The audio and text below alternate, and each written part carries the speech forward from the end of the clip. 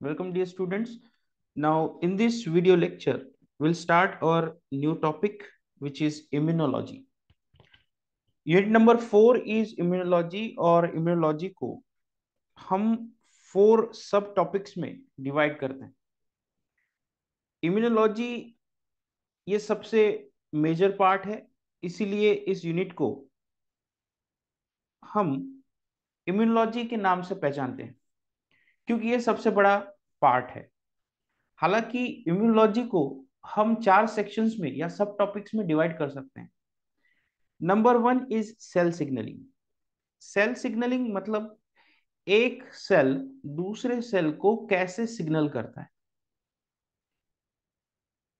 Cell cell interaction मतलब एक cell दूसरे सेल के साथ किन प्रकार से इंटरेक्ट कर सकता है. फिर आता है कैंसर बायोलॉजी, जिसमें कैंसर में इन्वॉल्व पाथवेज, कैंसर में इन्वॉल्व रीजन, कैंसर की ट्रीटमेंट को हम स्टडी करते हैं. और फोर्थ मेजर पार्ट है इम्यूनोलॉजी, जो कि बेस्ड है on the basis of acquired and इनेट immune system. मतलब कि इम्यूनिटी वाला पार्ट हम इम्यूनोलॉजी में पढ़ते हैं. और cell related part in 2 part में, सेल सिग्नलिंग और सेल इंटरेक्शन में. कैंसर रिलेटेड पार्ट इस पार्ट में, कैंसर बायोलॉजी में. और इम्यून सिस्टम कंप्लीटली हम इम्यूनोलॉजी के अंदर कवर करते हैं. सो अब हम जो पहला पार्ट है सेल सिग्नलिंग वो कवर करने जा रहे हैं. Cell signalling. सपोज हमारे सामने 2 सेल है. This is cell A and this is cell B. Cell A कोई ना कोई सिग्नल सेल बी की तरफ सेंड कर सकता है, और सेल बी कोई ना कोई सिग्नल सेल ए की तरफ सेंड कर सकता है. अगर सेल ए ने कोई सिग्नल सेल बी की तरफ सेंड किया हो तो बी इसके अगेंस्ट रिस्पॉन्स देगा. सेल ए से जो सिग्नल बी की तरफ आया है और बी ने इस सिग्नल को रिसीव किया है, इस सिग्नल को रिसीव करने की वजह से अब सेल बी में कुछ चेंजेस होंगे और इसी को हम रिस्पॉन्स कहेंगे. उसी तरह सेल बी से सेल ए की तरफ जो सिग्नल आएगा उसके रिस्पॉन्स में सेल ए कुछ ना कुछ इवेंट्स ऑर्गेनाइज करेगा, तो उनको हम कलेक्टिवली रिस्पॉन्स कहेंगे. मतलब कि सिग्नल रिसीव होने के बाद रिस्पॉन्स माउंट होता है. Therefore we can say that after receiving signal,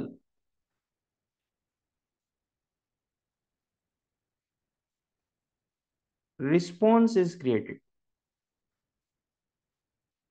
or response is mount.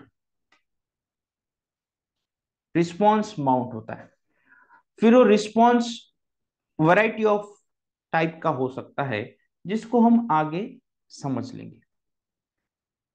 तो ये जो एक सेल दूसरे सेल के साथ इंटरैक्ट करता है उसे ही हम सेल सिग्नलिंग कह रहे हैं. और ये सेल सिग्नलिंग परफॉर्म होने के लिए कोई ना कोई सिग्नल और कोई ना कोई रिसेप्टर चाहिए. रिस्पॉन्स तो माउंट होगा, लेकिन तभी माउंट होगा जब सिग्नल को रिसीव करेगा receptor.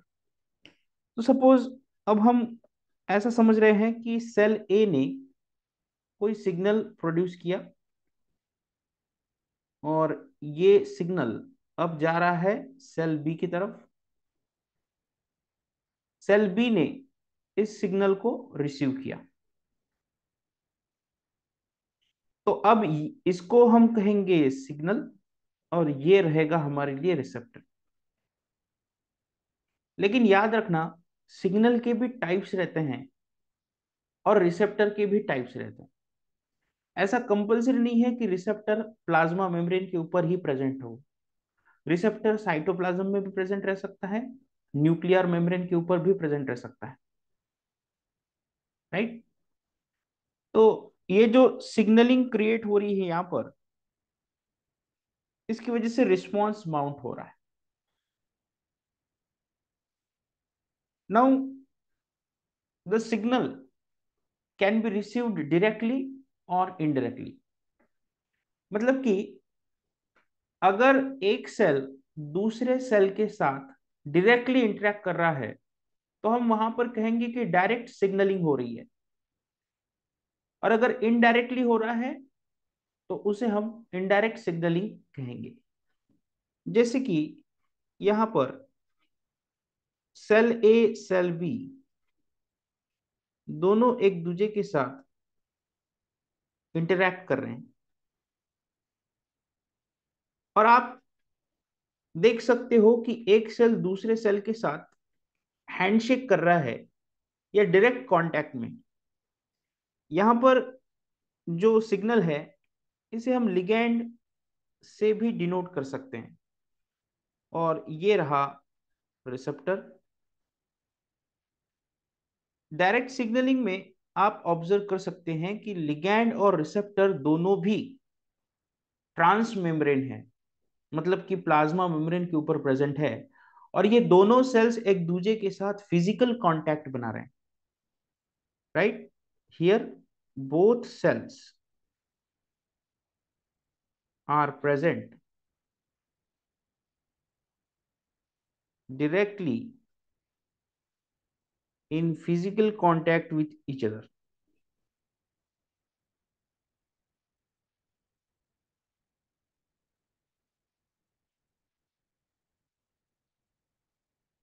Here, ligand and receptor both are transmembrane proteins. दोनों भी ट्रांसमेम्ब्रेन प्रोटीन्स हैं। यहां पर आप देख सकते हो कि दोनों भी लिगैंड एंड रिसेप्टर्स ट्रांसमेम्ब्रेन है, मतलब कि मेम्ब्रेन के ऊपर प्रेजेंट है। और मेम्ब्रेन के ऊपर प्रेजेंट होने की वजह से अब आपको ऐसा लग रहा होगा कि दोनों सेल्स एक दूसरे के साथ हैंडशेक कर रहे हैं। अब ये सिग्नल अलग अलग टाइप के हो सकते हैं, और रिसेप्टर भी अलग अलग टाइप के हो सकते हैं। जैसे कि अगर सिग्नल डेल्टा है तो उसका रिसेप्टर नॉच होगा, राइट।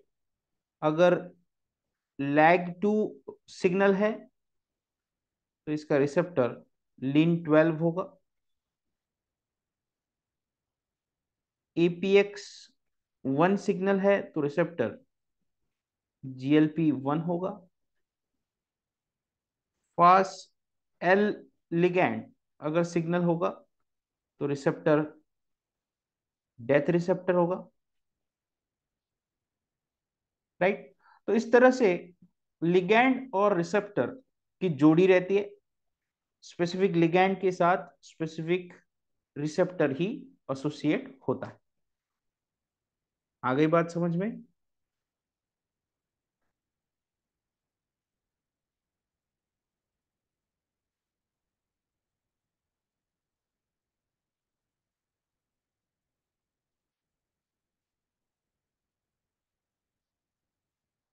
देन तो ये तो बात हो गई डायरेक्ट सिग्नलिंग की, जिसमें एक सेल दूसरे सेल के साथ हैंडशेक कर रहा है।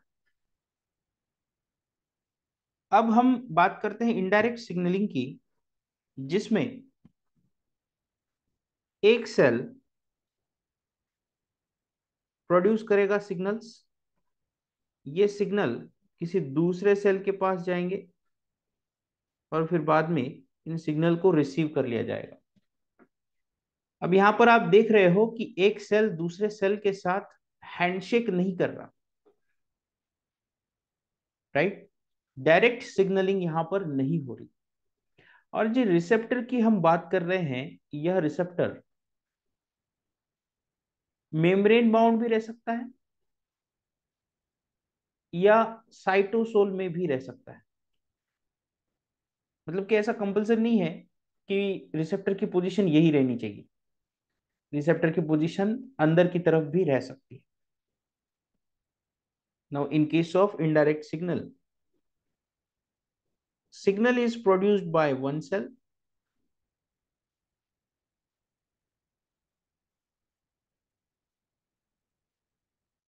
and received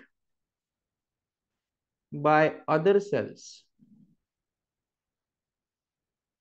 through receptor,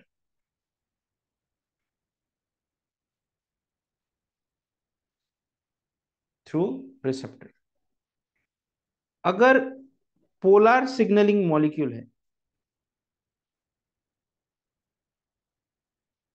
मतलब कि लिगैंड पोलर इन नेचर है। पोलर मतलब कि इसके पास चार्ज है। पोलर चीज प्लाज्मा मेम्ब्रेन को क्रॉस नहीं कर सकती, क्योंकि प्लाज्मा मेम्ब्रेन नॉन पोलर है। अगर complete plasma membrane non polar है, मतलब कि वह इनसोल्यूबल है वाटर में, तो वाटर जैसा, सॉरी, तो वाटर जैसा मॉलिक्यूल प्लाज्मा मेम्ब्रेन को क्रॉस कैसे करेगा? Polar signalling molecule plasma membrane को क्रॉस नहीं कर सकते, इसीलिए इनके रिसेप्टर मेम्ब्रेन के ऊपर प्रेजेंट रहते हैं।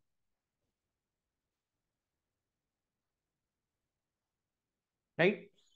अगर सिग्नलिंग मॉलिक्यूल पोलर नेचर का है तो इसके रिसेप्टर्स मेम्ब्रेन के ऊपर प्रेजेंट रहेंगे। और अगर signalling molecule non polar nature का है, मतलब कि जो प्लाज्मा मेम्ब्रेन को इजीली क्रॉस कर ले, तो ऐसे मॉलिक्यूल के रिसेप्टर प्लाज्मा मेम्ब्रेन के ऊपर रखकर कोई फायदा नहीं, क्योंकि प्लाज्मा मेम्ब्रेन को वो ऑलरेडी क्रॉस कर चुका है। तो ऐसे रिसेप्टर साइटोसोलिक रह सकते हैं या न्यूक्लियर रह सकते हैं। तो एक चीज हमको क्लियर हो गई कि पोलर सिग्नलिंग मॉलिक्यूल के रिसेप्टर्स मेम्ब्रेन के ऊपर प्रेजेंट रहेंगे और नॉन पोलर सिग्नलिंग मॉलिक्यूल के रिसेप्टर साइटोसोल या न्यूक्लियर रिसेप्टर्स रहेंगे। राइट। ये चीज समझ में आ गई।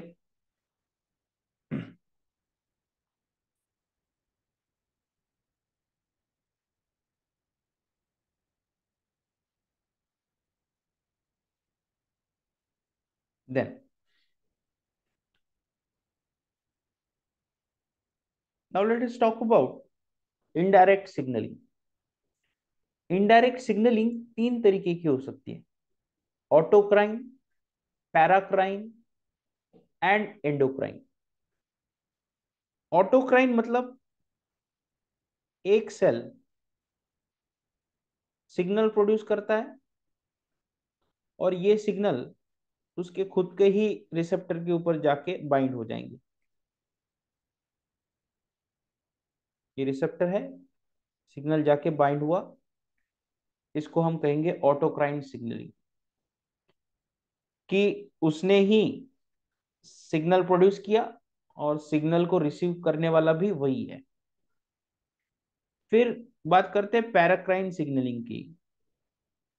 पैराक्राइन सिग्नलिंग की रिक्वायरमेंट ये है कि दो सेल्स के बीच का डिस्टेंस काफी कम होना चाहिए, मतलब कि वे नियर विसिनिटी में प्रेजेंट चाहिए, आस पड़ोस में, सराउंडिंग में। इसमें होगा क्या कि सिग्नल प्रोड्यूस करेगा एक सेल और दूसरा सेल उसको रिसीव करेगा। लेकिन पैराक्राइन ये टर्म हम तभी यूज कर सकते हैं जब दोनों सेल काफी पास में प्रेजेंट है। तीसरी इनडायरेक्ट सिग्नलिंग का टाइप आता है एंडोक्राइन, जिसमें एक सेल सिग्नल प्रोड्यूस करता है और यह सिग्नल वाया ब्लड और लिम्फ ट्रैवल करेगा, और ट्रैवल करने के बाद यह अपने टारगेट सेल के ऊपर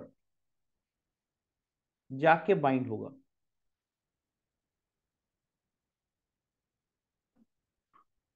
तो ऐसे सिग्नलिंग को हम एंडोक्राइन सिग्नलिंग कहते हैं, जहां पर सोर्स ऑफ सिग्नल और टारगेट ऑफ सिग्नल, इन दोनों के बीच का डिस्टेंस काफी ज्यादा रहता है।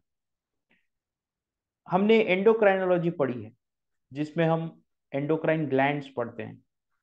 ये सारे endocrine glands endocrine signalling perform करते हैं। जैसे कि हमारे पिट्यूटरी ग्लैंड से रिलीज होता है थायराइड रिलीजिंग हार्मोन, और उसका टारगेट है थायराइड ग्लैंड। तो पिट्यूटरी है ब्रेन में और थायराइड ग्लैंड है गले में, तो डिस्टेंस काफी दूर दूर है। तो ऐसे केस में पिट्यूटरी ग्लैंड से जो टीआरएच रिलीज हुआ है वह ब्लड और लिम्फ के थ्रू ट्रैवल करेगा थायराइड ग्लैंड तक, और थायराइड ग्लैंड के फॉलिकुलर सेल्स अब इसको रिसीव करेंगे और फिर बाद में इसके अगेंस्ट प्रॉपर रिस्पॉन्स तैयार करेंगे। आई बात समझ में?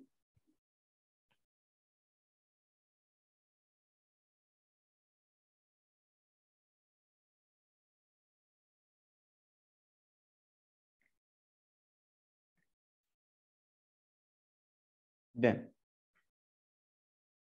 first, let us talk about autocrine signaling. In case of autocrine signaling, cell itself produces signal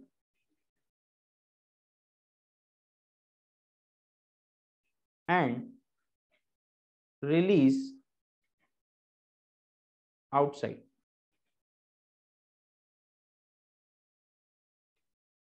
Signal bind to receptor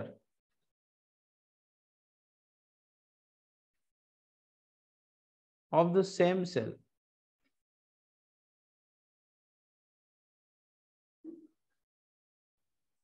single cell produce करता है सिग्नल को, और ये सिग्नल उसी सेल के रिसेप्टर पे जाके बाइंड होगा। जैसे कि for example T cell proliferation. आगे जाकर इम्यूनोलॉजी वाले सेक्शन में हम B cell and T cell पढ़ेंगे, जिसमें से टी सेल का हम यहां पर डिस्कशन कर रहे हैं कि टी सेल में ऑटोक्राइन सिग्नलिंग होती है। Suppose this is activated T cell, जो कि वेरियस मॉलिक्यूल्स तैयार कर रहा है, जिनको हम इंटरल्यूकिन कहते हैं। इंटरल्यूकिन 2 की बात कर रहे हैं हम। इंटरल्यूकिन 2 एक्टिवेटेड टी सेल ने प्रोड्यूस किया।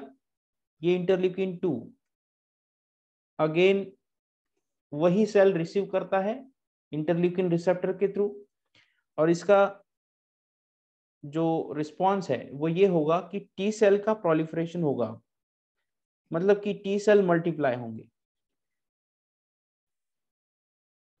तो टी सेल ने ही सिग्नल प्रोड्यूस किया, और वह सिग्नल टी सेल के ऊपर ही बाइंड हुआ, जिससे कि अब टी सेल का प्रोलिफरेशन हो रहा है, multiple number of T cell produce हो रहे हैं।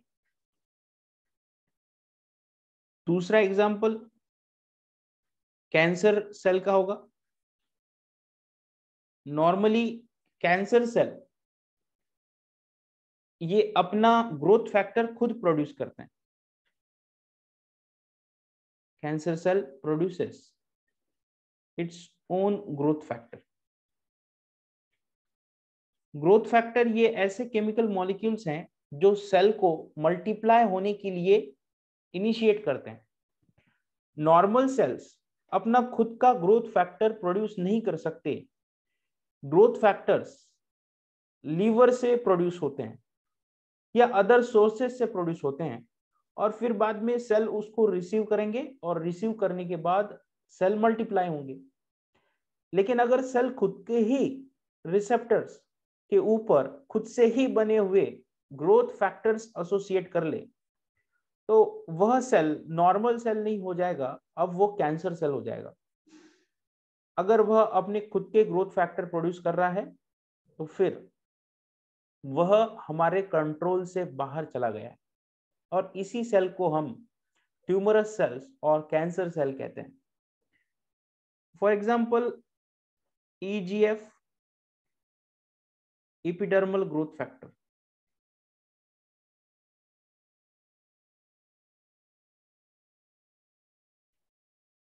एपिडर्मल ग्रोथ फैक्टर, तो epidermal growth factor skin cells produce करते हैं, और अगर प्रोड्यूस करने के बाद ये प्रोलिफरेट कर रहे हैं तो वो skin cell normal skin cell नहीं हुए, वो कैंसर स्किन सेल हो गए।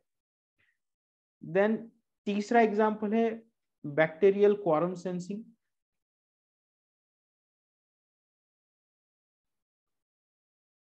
क्वारम सेंसिंग टर्म काफी इंपॉर्टेंट है, क्योंकि जब बैक्टीरियल कॉलोनी में एंटीबायोटिक का कॉन्सेंट्रेशन थ्रेशोल्ड के ऊपर आ जाता है, इमेजिन करो कि ये पेट्री डिश है और इस पेट्री डिश में आपने बैक्टीरियल कल्चर किया है, बैक्टीरिया का अमाउंट बहुत ज्यादा हो गया, राइट? क्योंकि बैक्टीरिया एक दूसरे को मारने के लिए टॉक्सिक सब्सटेंस प्रोड्यूस करते हैं जिसको हम एंटीबायोटिक करते हैं, जो कि सामने वाले बैक्टीरिया की ग्रोथ को इनहिबिट करेगा। तो एंटीबायोटिक का कॉन्सेंट्रेशन जब थ्रेशोल्ड के ऊपर पहुंच जाएगा तब सारे बैक्टीरियाज, सारे के सारे बैक्टीरियाज एक टाइम पर एक जैसा रिस्पॉन्स देंगे, और वो होगा स्पोर फॉर्मेशन का रिस्पॉन्स। ये बैक्टीरियाज स्पोर प्रोड्यूस कर देंगे जिससे कि वो एंटीबायोटिक से बच सके, और जब अच्छा एनवायरनमेंट आएगा फिर बाद में, तब यही स्पोर स्प्राउट होते हैं और नए बैक्टीरिया को प्रोड्यूस करते हैं, राइट? तो बैक्टीरियल क्वारम सेंसिंग को हम आगे भी काफी डिटेल में पढ़ने वाले हैं। ओके, तो you can write down about bacterial quorum sensing. When threshold concentration of a signal is reached in environment,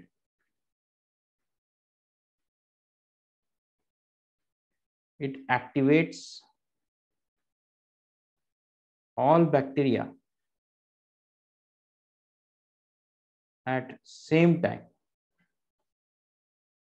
जिससे कि सारे के सारे bacteria same response they. That is called as bacterial quorum sensing. For example, spore formation. Spore formation is one of the event in bacterial quorum sensing, और even light का भी formation किया जा सकता है। फिश के टेल के ऊपर प्रेजेंट रहते हैं कुछ बैक्टीरियाज जो लाइट का फॉर्मेशन करने के लिए रिस्पॉन्सिबल रहते हैं। तो this is about autocrine signalling. सबको क्लियर हो गया?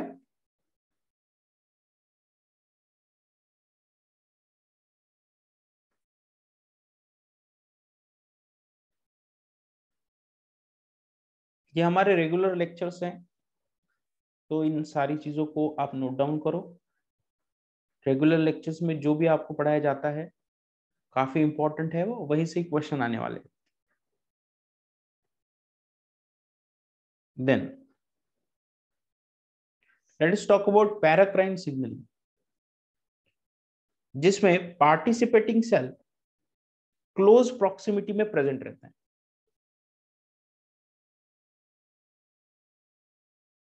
Here the participating cells are present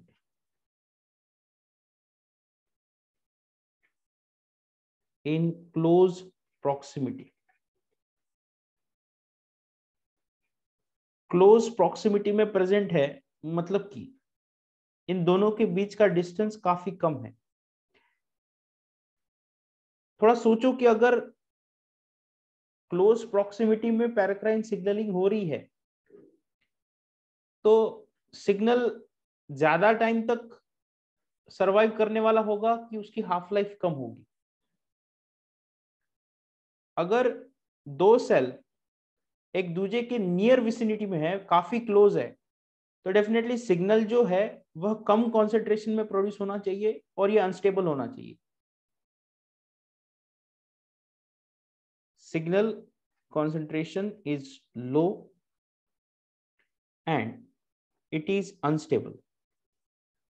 unstable है और लो कॉन्सेंट्रेशन में प्रोड्यूस होने वाला है इसलिए दो सेल्स एक दूसरे के काफी ज्यादा क्लोज में प्रेजेंट है। जैसे कि for example local pain signalling hormones.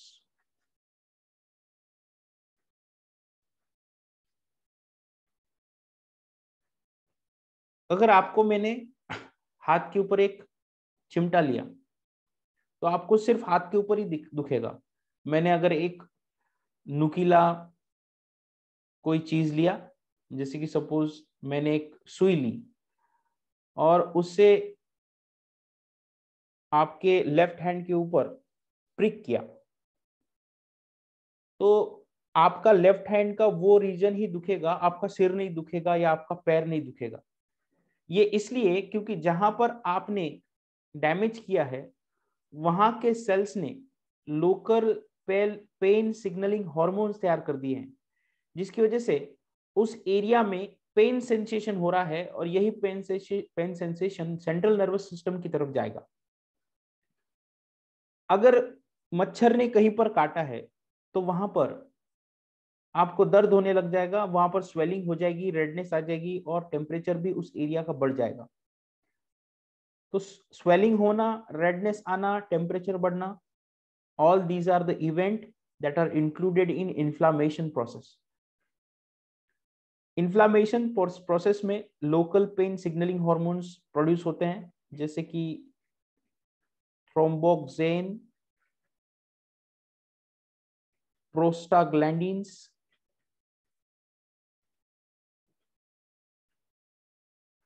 प्रोस्टासाइक्लिन्स,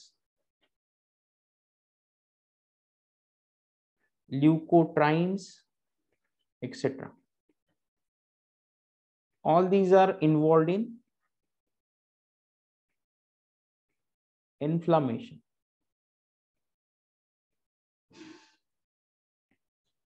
Right? All these are involved in inflammation. दूसरे एग्जाम्पल है blood clotting factors.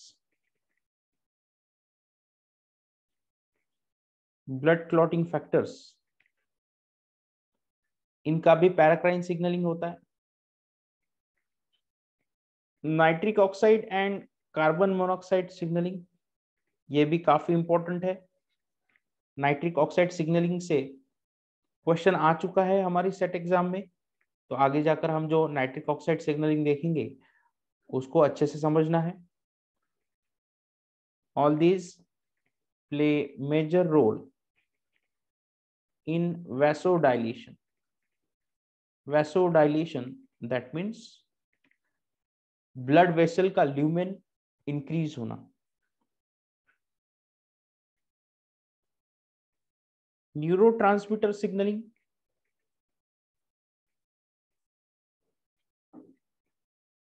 Neurotransmitter signalling is also an example of paracrine signalling, जिसमें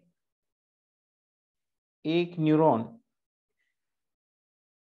दूसरे न्यूरॉन के साथ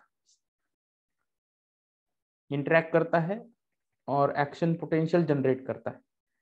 तो ये रीजन हो गया सिनेप्टिक क्लेफ्ट, जहां पर न्यूरोट्रांसमीटर रिलीज होगा। ये हो गया प्री सिनेप्टिक न्यूरॉन, जो कि सिनेप्टिक क्लेफ्ट के पहले आएगा।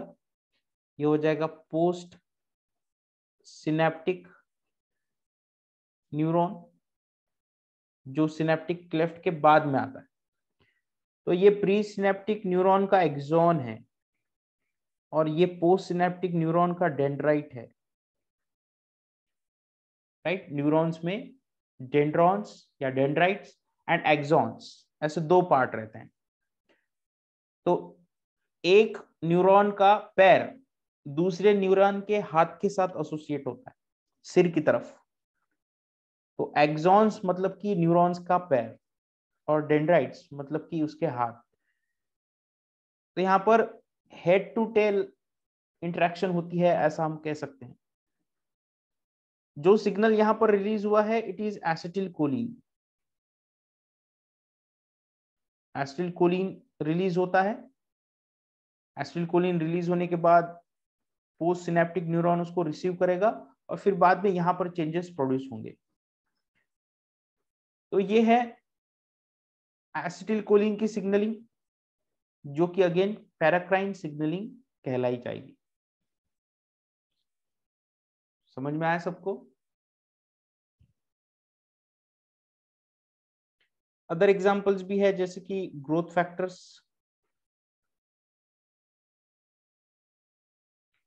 EGF, NGF, PDGF, that means epidermal growth factor, neuronal growth factor and platelet derived growth factors.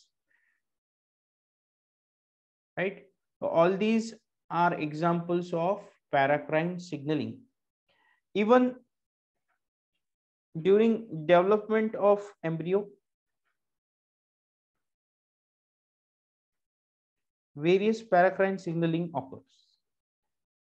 Conditional specification आगे जाकर हम डेवलपमेंटल बायोलॉजी में पढ़ेंगे कि एक सेल दूसरे सेल को कहता है कि तुमको कौन सा फेट लेना है, उसको हम कंडीशनल स्पेसिफिकेशन कहेंगे।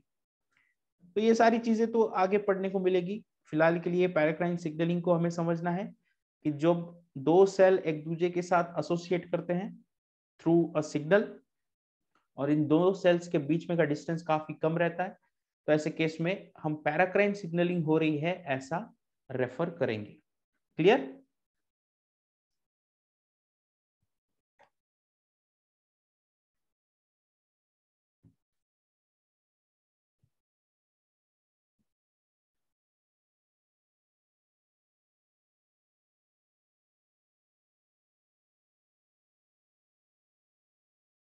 Okay,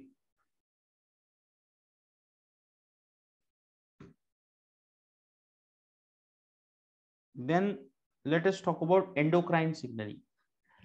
Endocrine signaling is a long distance signaling.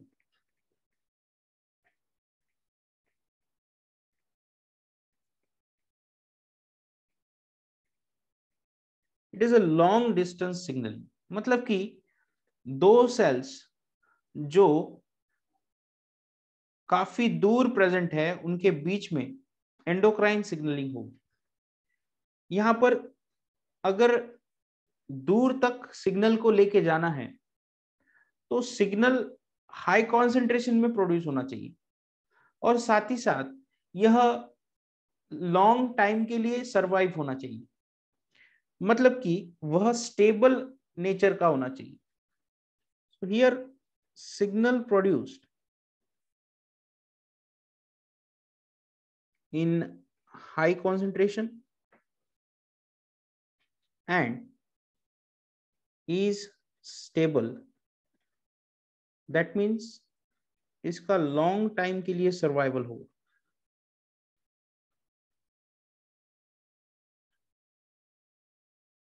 और जो सेल के लिए सिग्नल प्रोड्यूस हुआ है उसके पास रिसेप्टर होने चाहिए।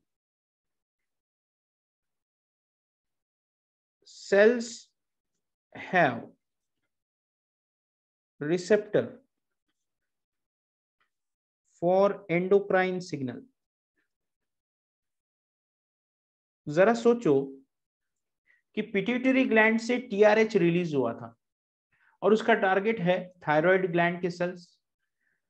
अब पिट्यूटरी ग्लैंड और थायराइड ग्लैंड के सेल्स के बीच में हजारों टाइप ऑफ सेल के साथ इंटरैक्ट कर सकता है हमारा सिग्नल टीआरएच।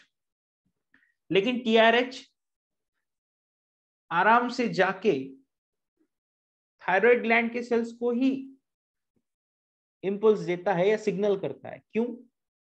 क्योंकि सिग्नल के लिए थायराइड ग्लैंड के सेल्स कंपिटेंट है। अब ये कंपिटेंट मतलब क्या चीज होती है?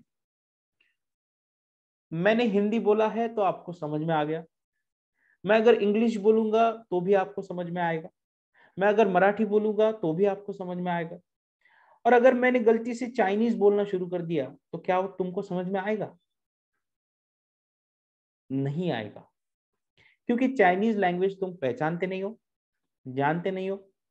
मतलब कि जब मैंने हिंदी नाम का सिग्नल भेजा, इंग्लिश नाम का सिग्नल भेजा, मराठी नाम का सिग्नल भेजा, तो आपको उसके अगेंस्ट रिस्पॉन्स देते आया, क्योंकि इस सिग्नल्स के लिए रिसेप्टर आपके पास थे।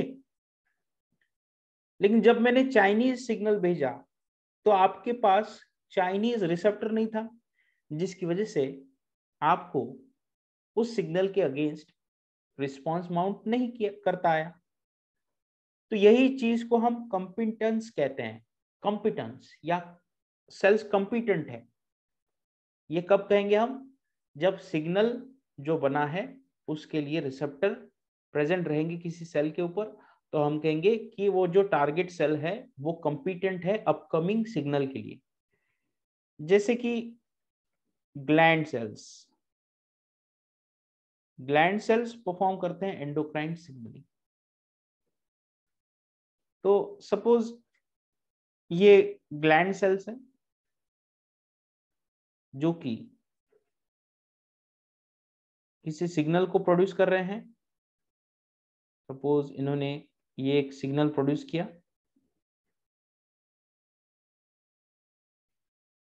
these are the signal secreting cells।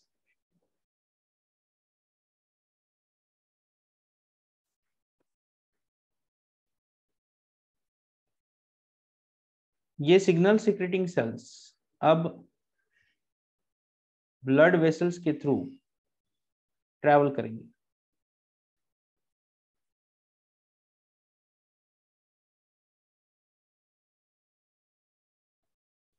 ये आए सिग्नल सिक्रेटिंग सेल्स से सिक्रेट हुआ सिग्नल, सिग्नल ट्रैवल करेगा। ठीक है, सिग्नल यहां पर आया, अब ये सिग्नल आगे जाएगा। ये देखिए सिग्नल यहां तक आ गया, ये सिग्नल यहां तक आ गया, और अब इस सिग्नल के अगेंस्ट रिस्पॉन्स करने वाले जो सेल्स है वो यहां पर प्रेजेंट है। And all these are having the receptor for signal that has been secreted। तो देखिए इस तरीके से कंपिटेंट सेल्स या टारगेट टिश्यू जिसके लिए सिग्नल बना था उसके साथ सिग्नल ने इंटरेक्शन परफॉर्म कर लिया, सक्सेसफुल इंटरेक्शन। तो इस तरीके से होती है endocrine signal. Clear?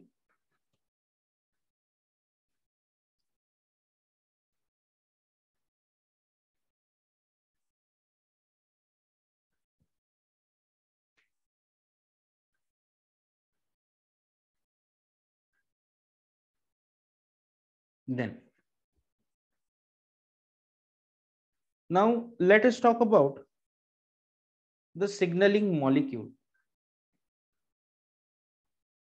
Signalling molecule non polar and polar nature के होते हैं। नॉन पोलर नेचर के मतलब कि ये वाटर में इंसोल्यूबल होंगे। अगर वाटर में इंसोल्यूबल होंगे तो प्लाज्मा मेम्ब्रेन में सोल्यूबल होंगे, क्योंकि प्लाज्मा मेम्ब्रेन नॉन पोलर है और सिग्नल भी नॉन पोलर है। तो नॉन पोलर चीज नॉन पोलर बैरियर से आराम से निकल जाएगी। It can cross plasma membrane,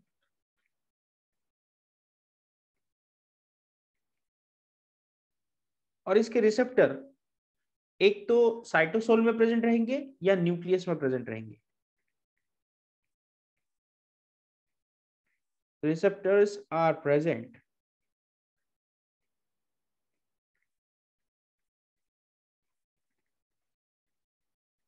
either in cytosol or in nucleus. Either in cytosol or in nucleus. मतलब कि सपोज ये सेल है और ये न्यूक्लियस है, तो रिसेप्टर एक तो यहां पे प्रेजेंट रहेगा या यहां पर प्रेजेंट रहेगा, nucleus. This is cytosolic receptor and this is nuclear receptor.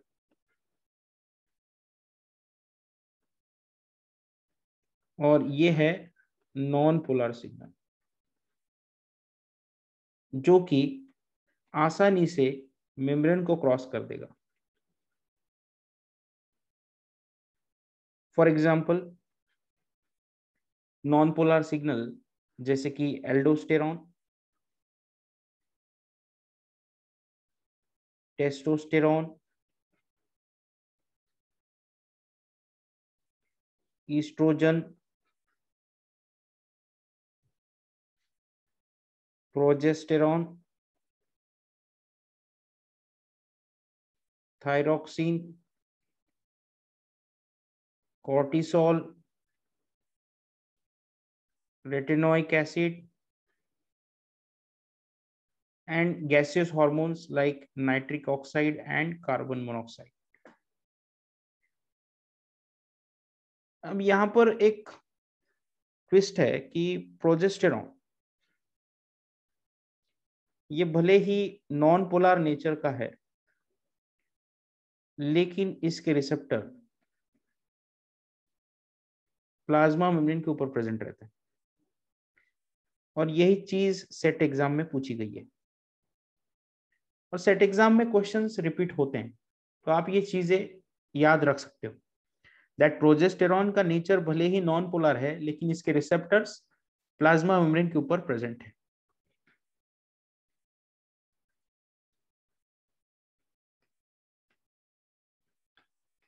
Right, receptors are present on plasma membrane. तो नॉन पोलर सिग्नल के रिसेप्टर एक तो साइटोसोलिक रह सकते हैं, एक तो न्यूक्लियर रह सकते हैं, except progesterone. Now we are talking about non-polar signaling molecules that cannot cross plasma membrane. तो अगर ये प्लाज्मा मेम्ब्रेन को क्रॉस नहीं कर सकते तो इनके रिसेप्टर ऑब्वियसली कहां पर प्रेजेंट रहने चाहिए? प्लाज्मा मेम्ब्रेन के ऊपर. Receptors are displayed on plasma membrane. जैसे कि सपोज ये सेल है और इस सेल के ऊपर प्रेजेंट रहते हैं रिसेप्टर्स, और ये रहे सिग्नल. सिग्नल को रिसीव करेगा ये सेल रिसेप्टर के थ्रू जो कि प्लाज्मा मेम्ब्रेन के ऊपर प्रेजेंट है. अब ये सिग्नल कैसा है? पोलर सिग्नल है. That should be mention. यह एक पोलर सिग्नल है. Right. Now there are various type of polar signals, various types, जिसमें से पहला टाइप है अमाइनो एसिड्स. अमाइनो एसिड्स में act as a polar signalling molecule. For example aspartate,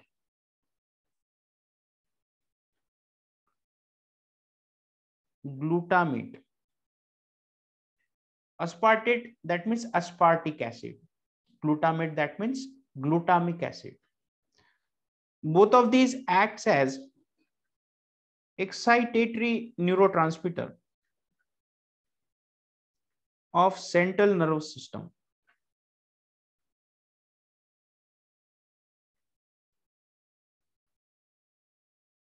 central nervous system में ये न्यूरॉन्स को excite करने का काम करते हैं। वे ओपन करते हैं Na पॉजिटिव आयन चैनल्स को, Na पॉजिटिव आयन चैनल्स को ये ओपन करेंगे और Na पॉजिटिव आयन चैनल्स को ओपन करने की वजह से अब डीपोलराइजेशन होगा। और अगर डीपोलराइजेशन हो रहा है मतलब कि न्यूरॉन्स का एक्साइटेशन होगा।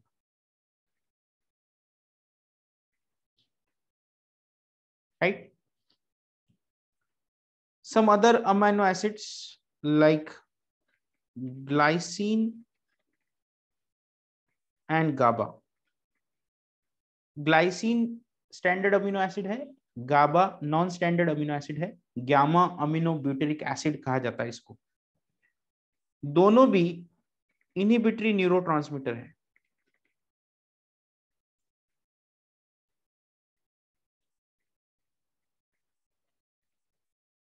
These are the inhibitory neurotransmitter of central nervous system. इनका काम ये है कि ये क्लोराइड आयन चैनल्स को ओपन अप कर देंगे। क्लोराइड आयन चैनल्स को अगर ओपन अप कर दिए तो सेल के अंदर का एनवायरनमेंट काफी ज्यादा निगेटिव हो जाएगा। तो ऐसे केस में हाइपर पोलराइजेशन होगा, ऐसा हम कहते हैं।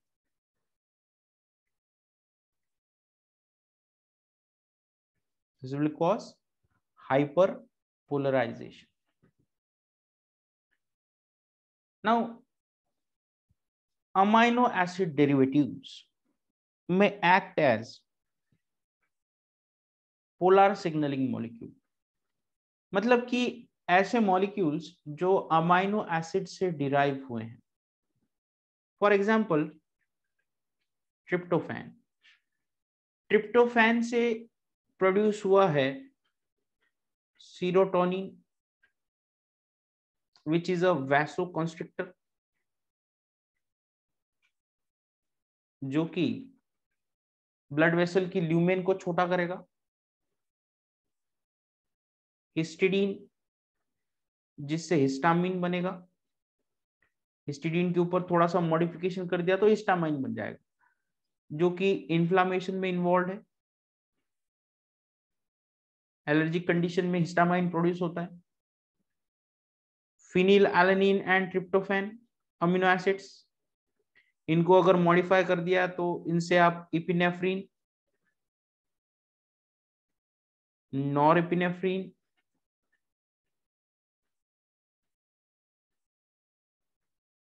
एंड डोपामाइन प्रोड्यूस कर सकते हैं। So these are the amino acid derivatives that can act as polar signaling molecules.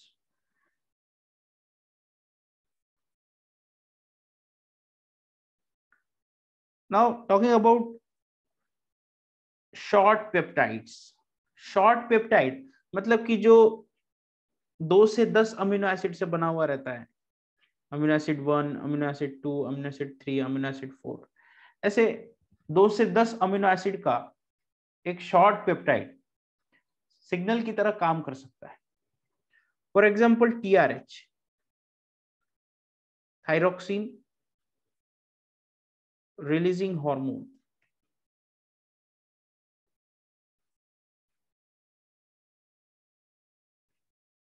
which is produced by pituitary, hypothalamus, not pituitary, hypothalamus. TRH hypothalamus से प्रोड्यूस होगा और हाइपोथैलेमस से प्रोड्यूस होके वह pituitary gland के ऊपर एक्ट करेगा, और जो कि आगे जाकर थायराइड ग्लैंड के ऊपर भी एक्ट करेगा। ठीक है, तो हम ज्यादा डिटेल्स ना देखते हुए डायरेक्टली हम लिखेंगे कि TRH की एक्टिविटी थायराइड ग्लैंड के ऊपर होती है आगे जाकर। हालांकि इसके बीच में पिट्यूटरी ग्लैंड आती है, क्योंकि रिलीजिंग हार्मोन्स ये कभी भी हाइपोथैलेमस से प्रोड्यूस होते हैं, उसके बाद वो एंटीरियर पिट्यूटरी पे एक्ट करते हैं और एंटीरियर पिट्यूटरी से बाद में थायराइड ग्लैंड के ऊपर जाएंगे। तो यहाँ पर थोड़ा सा हम जंप कर रहे हैं, ज्यादा डिटेल नहीं देख रहे हैं इस कंसेप्ट को, क्योंकि आगे जाकर हमको ये सारी चीजें देखनी है एंडोक्राइनोलॉजी में। एनिमल फिजियोलॉजी नाम के यूनिट के अंदर, जिससे कि आगे जाकर T4 का सिंथेसिस होगा। T3 and T4, these are the two forms of thyroxine, triiodothyronine and tetraiodothyronine. Then short peptide like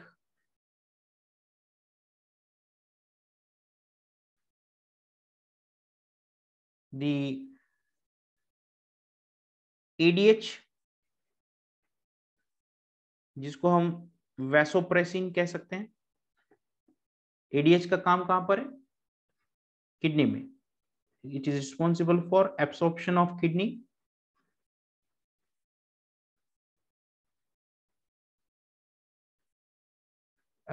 absorption of water in kidney.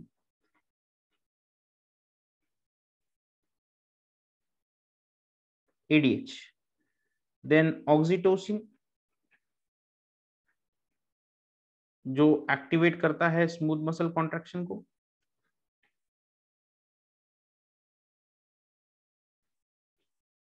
It activates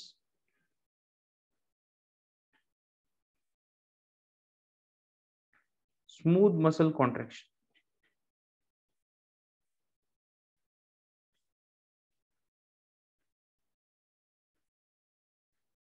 Then prolactin, जो मिल्क प्रोडक्शन के लिए रिस्पॉन्सिबल रहता है। Beta endorphin and enkephalin, these are responsible for reducing pain, analgesic की तरह काम करते हैं। तो ये सब शॉर्ट पेप्टाइड है जो कि पोलर सिग्नलिंग मॉलिक्यूल की तरह काम करते हैं। Now let us talk about polypeptides that can act as polar signalling molecule, जैसे कि luteinising hormone LH, follicle stimulating hormone FSH, growth hormone GH, relaxin,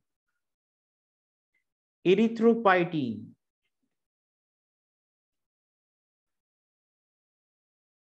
insulin, all these are polypeptide. Relaxin को release किया जाता है ovary से, erythropoietin को release किया जाएगा किडनी से, और इंसुलिन को रिलीज किया जाता है from beta cells of pancreas.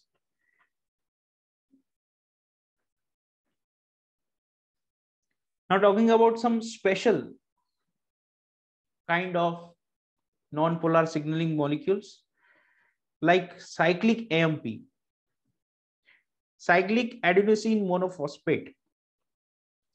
It is produced in case of dictyostylum.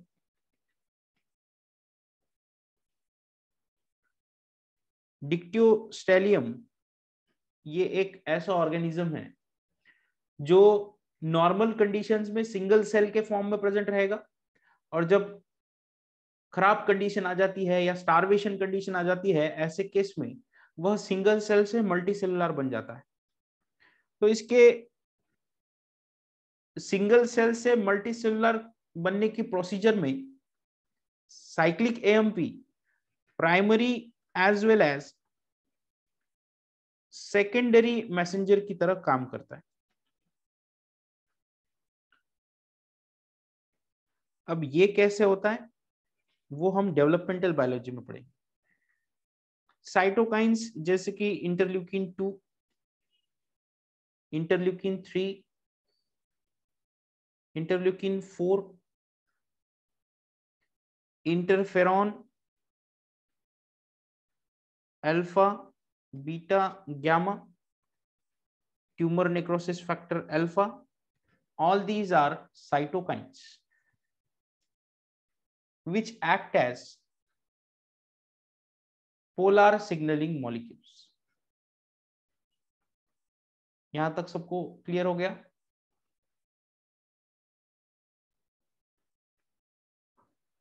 तो ये सारी चीजें थी about signals, types of signalling, और इसी तरह हम आगे के भी लेक्चर्स लेंगे जिससे कि आपको सारी चीजें आसानी से समझ में आ जाए. So that was all about today's lecture.